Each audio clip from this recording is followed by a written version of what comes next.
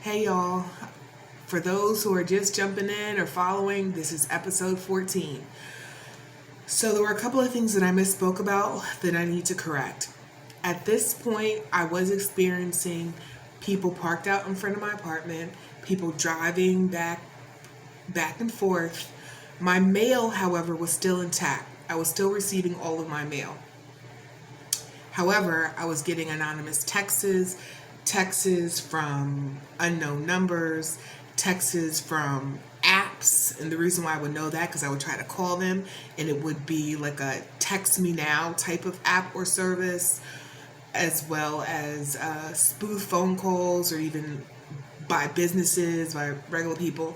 This is what I was experiencing in addition to, the Family Dollar incident, the death spells and graveyard spell incident, the woman knocking on my door all crazy, and my car being keyed up. So now that I've gotten that out of the way, one other thing I needed to correct was I was living at the apartment for 16 years. So it had been 16 years, okay? The other part that I wanted to clear up is the night that I had seen him, we'll call him YN. The night that I saw YN, when he had the wrist fracture, he had told me that he got in a fight. I remember it was with one of his homeboys, or it could have been his best friend and his best friend's brother. Okay, so now that we have that, let's go ahead and jump in. So, one thing I did forget to mention, another part is when I specifically spoke with AEL, she shared with me a couple of things, specific things of what was going on. Both AEL and Divinely Guided Tarot were giving me a lot of information that was going on behind the scenes. One thing that AEL told me was how this woman was doing a lot of spell work on him, and what that would look like is putting stuff in his drinks to bind him, putting, that's where the period blood probably came in when he was asking me about the spaghetti. She was telling me that she would put her menstrual blood in either spaghetti or some type of chili, something along those lines, and cook it for him, okay? She also would tell me that she had put it in his drinks and would also steal some of his belongings, cut some pieces of his locks, and bury that bad boy in the backyard, wherever they were living at the time. This was some of the stuff that was disclosed to me that AEL was telling me about that I had no idea. I happened to have a vision that he had a pair of grills, and the grills was stolen and buried in the backyard. So everything that AEL had said confirmed that what I had saw through my vision was true or accurate, okay? The the other part of that is what Divinely Guided Tarot, what she had informed me, was this guy would get so drunk he would black out. And he was really into the party scene, which he was. He had also shared with me that, not, of course, he drank a lot. He didn't come right out and say he was an alcoholic, but you could tell. Okay, I had a lot of alcohol, mainly that I kept for guests, because again, I'm not a drinker. I'm a social drinker, but I'm not a heavy drinker. And he basically drank all my stuff. Okay, but in addition to that, he was also doing uppers, downers. I remember not asking him, but we got into a conversation. He shared with me that he would do uppers and downers, and he would do cocaine every once in a while. Now, there was, and the last part I do remember was AEL, I believe, was telling me how this woman was going around telling all her friends, family, anybody who would listen, calling me a home wrecker, that I was the person who was responsible for splitting them up, which couldn't be further from the truth. First of all, can nobody be a home wrecker other than the people that are in the relationship? That's number one. Okay. Number two, They weren't even married. So home wrecker, I was not. Far from it. Okay. Um, Again, I was under the impression, this is what was told to me, that they were in a consensual, open relationship, polyamorous. Shit. He told me she invited me not once, but twice to join whatever the hell that they got going on, asking me to be his main one forever.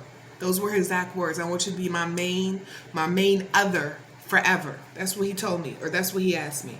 Okay. Now, the next part, because I wrote some of this stuff down,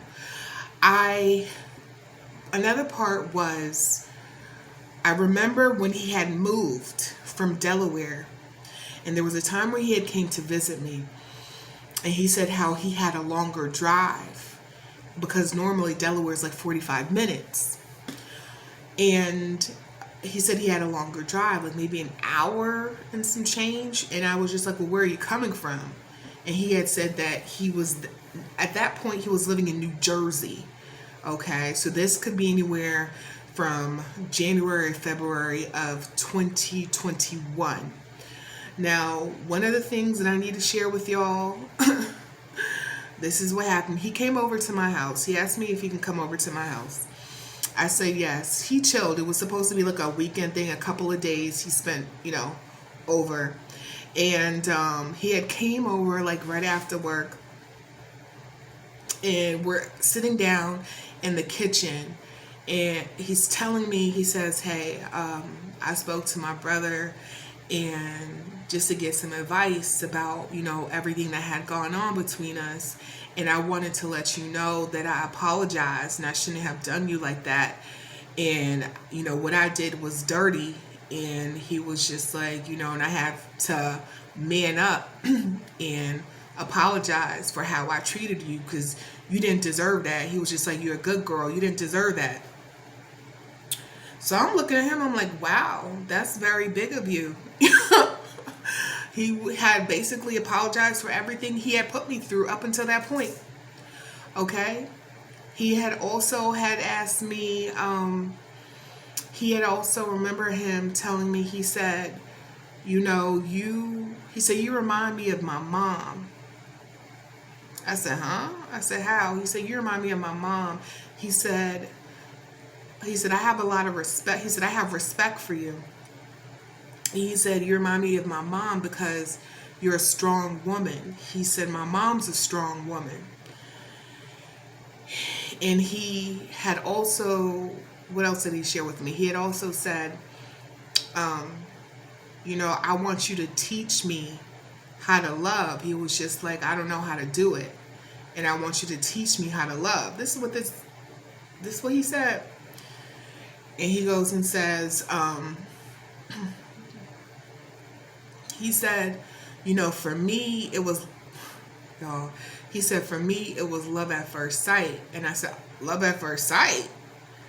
And he said, no, it was love at first fuck. This is what he said, y'all. I tell no lies. This is what he said. He said, it was no. He said, if I'm being real, it was love at first fuck. This is what he told me. I said, I said, okay, thank you. I didn't know how to take that shit. But I'm like, okay, thank you. Also, let me see.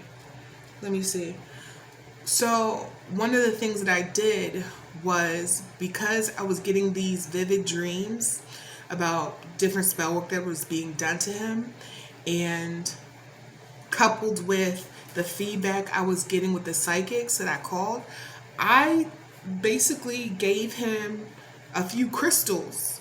I remember I gave him a few crystals for protection. I think it was amethyst, smoky quartz, tourmaline. These are just a few that I could think off of the top of my head as like my gift to you, but just to ensure protection. Because it was even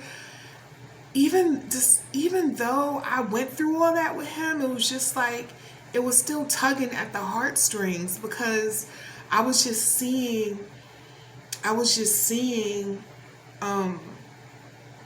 I was looking at, what I was really looking at was, I was really looking at a little boy who had went through so much pain in a grown man's body.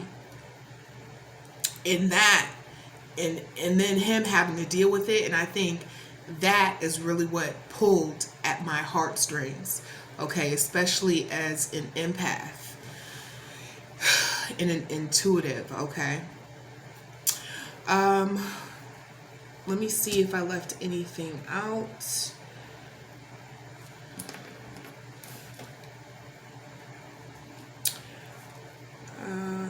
I don't think that's important for me to say, so I'm not going to say that.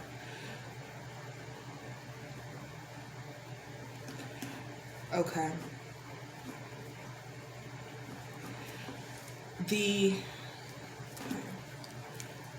other part, hold on, let me say this. Yeah.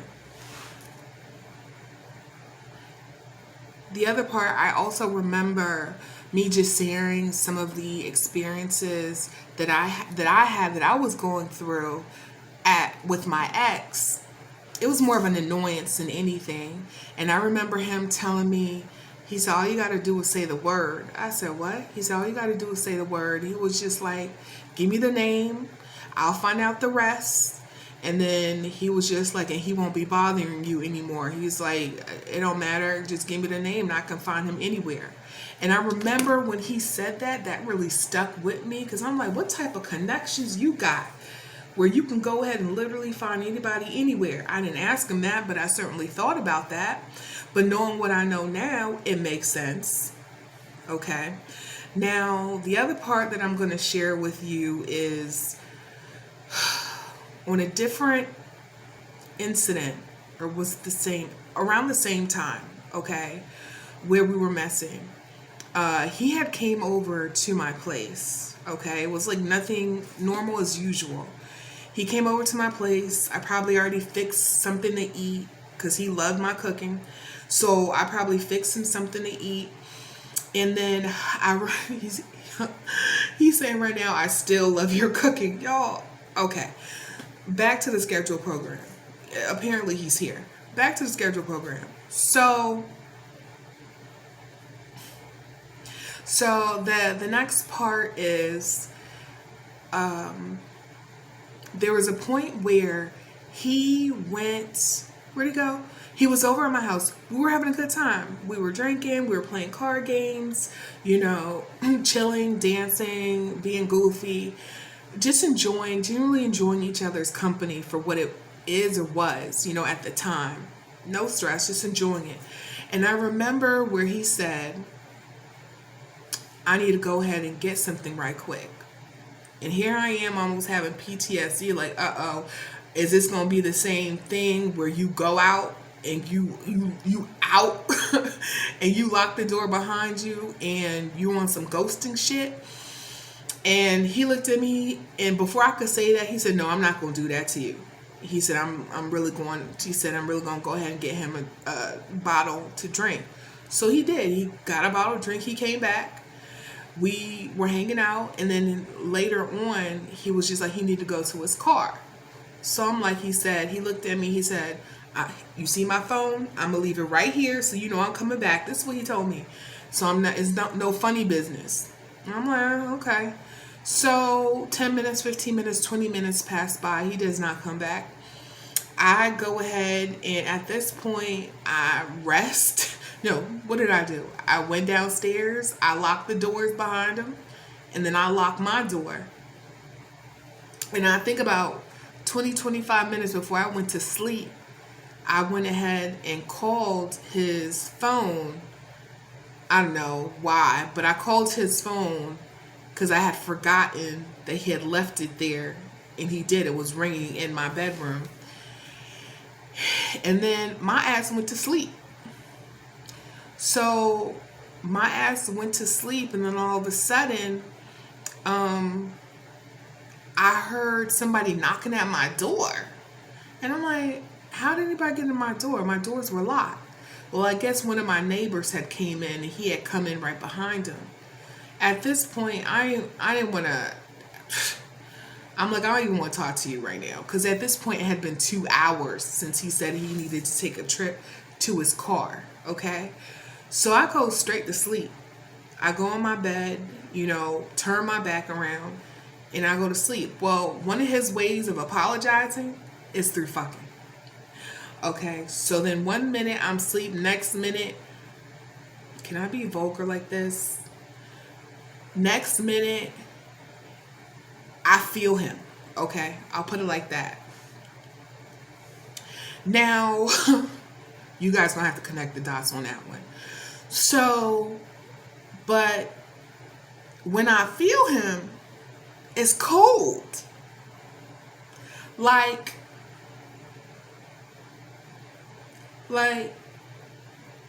you were butt ass naked outside type of cold for a long period of time. What the fuck were you doing? Why is your dick cold? Okay.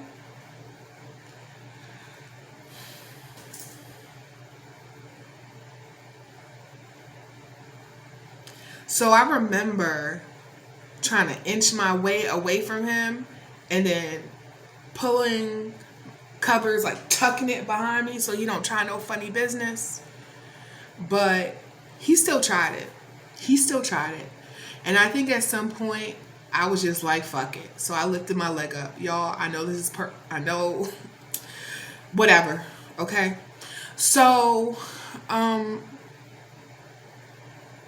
that happened.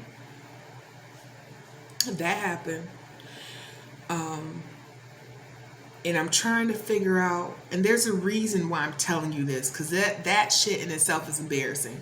But there's a reason why. There's always a reason for everything, right? So I remember this right now. So, after that happened, when we woke up, we got into a heated argument. I said, where the hell were you? Why'd you leave me hanging? He told me, I went to visit a friend. When he told me he went to visit a friend, y'all,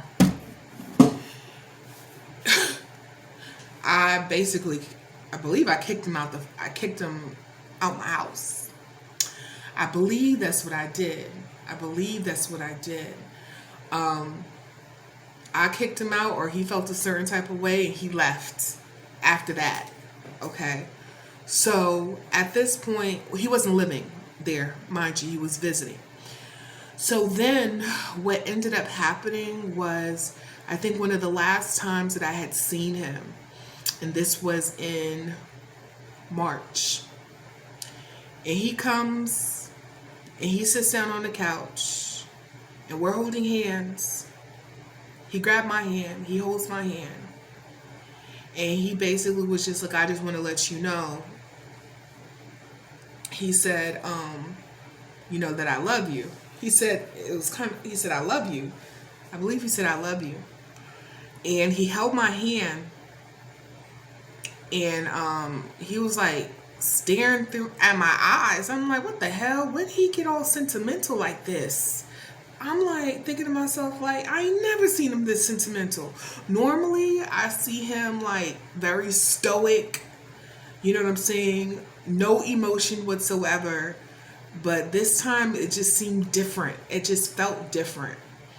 And I remember him sitting on the edge of the couch on the other side.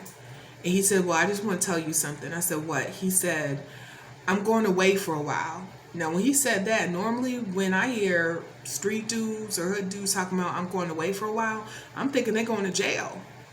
So I was like, oh, okay, well, I hope everything works out for you. He was just like, no, it's nothing like that. He said, I'm going to see my grandma. I think at that time, either she wasn't doing well and she was, either he was going there for a funeral or she wasn't doing well and he wanted to visit her before, she passed. I believe she wasn't doing well. He wanted to go and visit her before she passed. They were very close, he said. And this was sometime in March of 2021. I believe either February or March of 2021. But in that, I remember me feeling deep. When I looked at him and he looked sad, I said, listen, I said, it doesn't have to be a goodbye. It could be see you later. But really deep down for me, I knew that I wasn't going to see him again because I knew I was moving. I knew I was moving to the DMV because at that time I had secured my apartment. So, and he's telling me right now, he said, I knew that too. He's telling me right now, actually. Anyways, so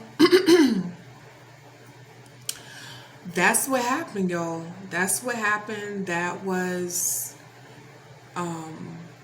so I was like, all right, cool. You know, I'll see you when I see you type of thing. I'm not exactly the most emotional type, but so I'm like, I'll see you when I see you. And we hugged, you know, and that was that type of thing. That was that. Now, one thing that I did want to share. Well, I want to share. Actually, I've shared a lot. I've shared a lot, but I remember in a conversation that we had. It could have been that conversation or some type of conversation that we had. And I remember he was sitting on my bed and I'm looking at him and I'm asking him, I remember we were just busy talking. I think this was after he had told me 85% of what I said was true. And then I came out and said, are you being blackmailed? To which he walked up in my bathroom and he started crying, y'all. He started crying. I ain't never seen him emote any type of emotion outside of the last time that I saw him when he told me he was going to Arizona. That time, so that makes 2 in total, but that time was the only time that I had seen him cry. Like a man cry, I guess. It wasn't like a boo-hoo, but he definitely had tears running down his eyes. And he went to the bathroom so I wouldn't see him, so he could wipe his eyes. So that was telling. I don't know what the fuck. I don't know who was blackmailing him. I don't know why they were black. I know now. But back then, I didn't know who. I didn't know what. I didn't know why. But I just got some type of sense that he was being blackmailed. So just to wrap this up, as far as my experience with him in Philadelphia, what I discovered was the reason why his dick was cold was because he was outside doing sex rituals, harnessing and harvesting and siphoning my energy with a group of people. Okay? This is where the energy harvesting comes in. This is also ties in to the full moon, the new moon, the 3 days before, the 3 days after of us always seeing each other. At some point, it stopped being on the full moon or during the new moon and it was somewhere else in the middle of the week. But for a long extended period of time, we would see each other usually around the new moon, around the full moon. Every single time that we slept together, I was bleeding. And I found out the reason why is because he was harnessing, harvesting, and siphoning my energy through sex magic and also through sex rituals with a group. This is part of where the blackmailing was coming from, okay? This is what I learned through my spiritual gifts. The other part that I discovered within my spiritual gifts is the moving out part. My landlord sold, when he sold the building in February of 2021, my apartment wasn't locked in yet, so I needed to stay an extra month. I discovered that the new owners who purchased the building have a connection, tie, and affiliation to the people who were stalking me. This is what I discovered through divination, okay? Through my own divination, through my spiritual gifts. It could have been a vision, it could have been a dream, but either way, I found that out, okay? The other part,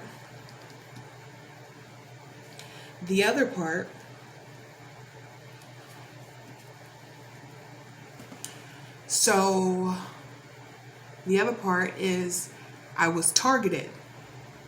So I was targeted on the onset through the dating app, okay? At that point, I was already targeted with the intention to energy harvest, to siphon from me, and to harness from me as far as my energy. So in a lot of ways, I was definitely a lick, but it was just like I was the gift that kept on giving, because as far as the lick, because that shit had extended up until this point of 2025. Okay. But the young YN, he's no longer with us physically. Spiritually, he be up in here all the time. But he's no longer with us physically, okay?